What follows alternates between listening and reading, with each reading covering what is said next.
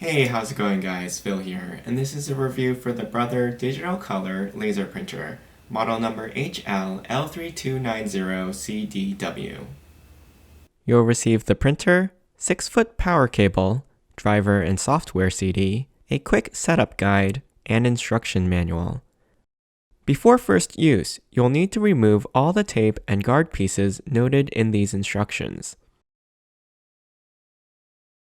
Open the lid of the printer by pressing up on the handle in the middle and lifting up until the lid locks into place.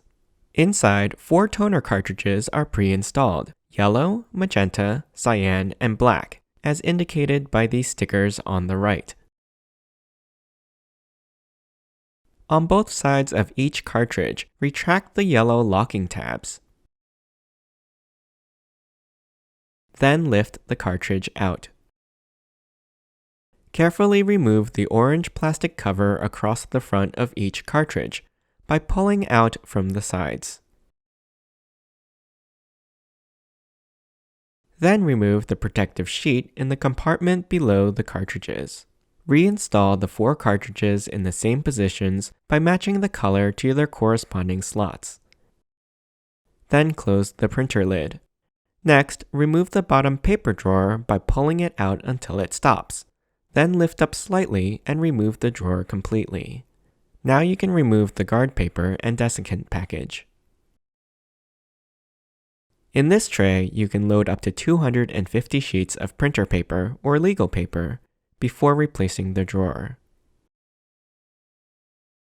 The printer measures 16 inches wide, 14 inches high, and 18 inches deep.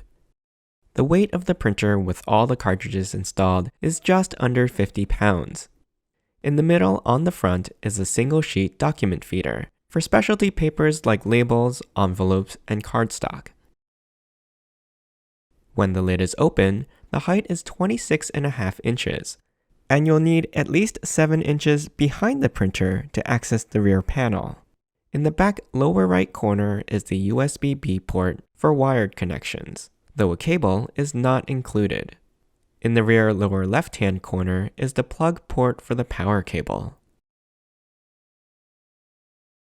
The scanner bed lifts up for clearing paper jams, and there's a pop-out lift for multi-page printouts.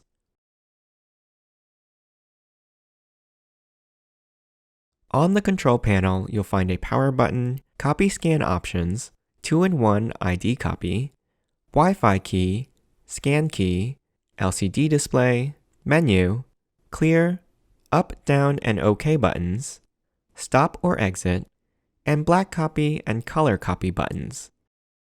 Press the power button to turn the printer on. The first time you turn the printer on, it will take about 2 minutes to fully initialize. To set the printer up wirelessly, don't press the Wi-Fi button. Instead, press Menu, then navigate down to Network, press OK, and select WLAN. Press down to reach Setup Wizard and press OK. Select your SSID, then key in the password when it asks for network key. Note that because of the LCD interface, you'll have to key in the password 1 character at a time by scrolling up or down through every number, letters, capital and lowercase, and symbol found on the keyboard to reach the right character. When you're done, press OK, and then up to confirm the settings. While typing in the password was a bit annoying, I was able to connect on the first try, and it only took a few minutes to complete. Instead of the setup wizard, you can try the WPS option if your router supports it, which doesn't require you to manually key in the password. Note that if you don't have a Wi-Fi network, that this printer does not support an Ethernet connection, and you would have to connect the printer via USB to a computer. You can also connect directly to a device's Wi-Fi, for example, using a mobile phone. After setting up the printer wirelessly, I installed the drivers and software by downloading them from Brother's website, as I don't have a CD drive on my laptop. The software detected the printer right away, and installation took only a few more minutes. Now we're ready for a test print. I've chosen a couple black and white text pages from the user guide to print. And let's go ahead and try a double-sided print. It only takes a few seconds for the information to be sent wirelessly from the laptop to the printer before it wakes up and starts printing.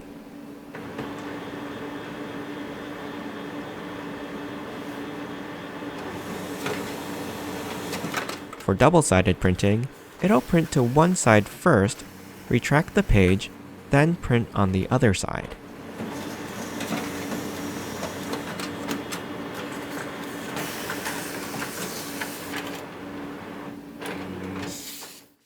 And here's the final product. As you can see, the text is quite clear and crisp.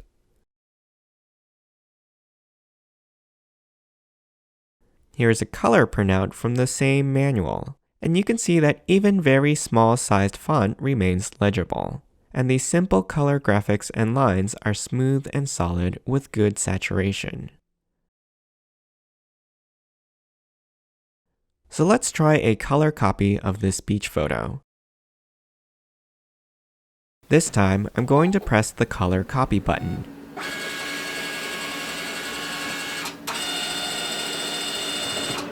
And this takes about 20 seconds to finish, though for multiple copies or pages, it can print up to 25 pages per minute.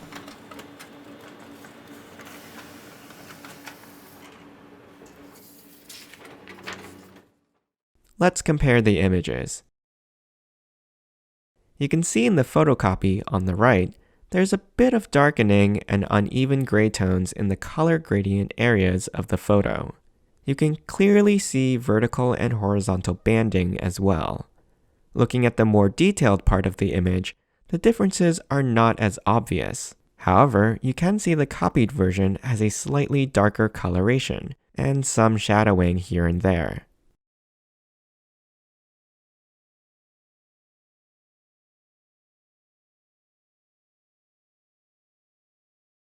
For mobile printing from an Android device, you'll need to install two apps, Mopria Print Service and Brother iPrint and Scan. In the Brother app, select the printer. Then choose Print or Scan. Let's try this sunset photo. Again, it'll take about 20 seconds to print a full-page photo. iOS device users can use AirPrint with this printer and won't need to install any apps.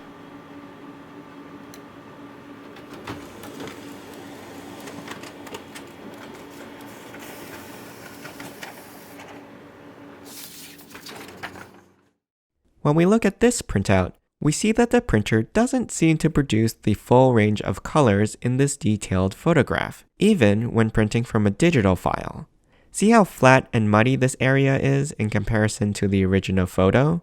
Also, check out how gray the tree line is in comparison to the dark blacks in the digital image. The contrast appears to be reduced in the printout. And here we see the loss of details in the pinks and oranges of the clouds. When you look closely, again, banding is apparent across the entire image. When scanning and photocopying in black and white, here we can see the text from the other side of the page bleeding through in the copy. But this is only happening in areas with the text background color.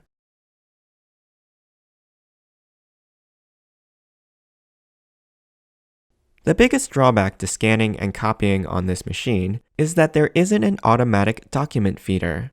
So this means you can only process documents one at a time, one side at a time. Also, the 25 page per minute print speed is applicable only to single-sided printouts.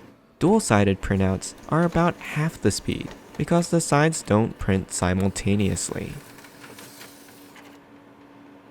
One nice feature that's useful in an office setting is the ability to password protect your queued print documents, or even the scanner function with a PIN, in addition to standard network security protocols.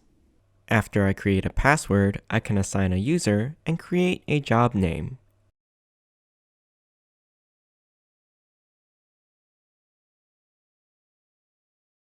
Then on the printer, select Secure Print, select the user, and then the job. Then enter the password.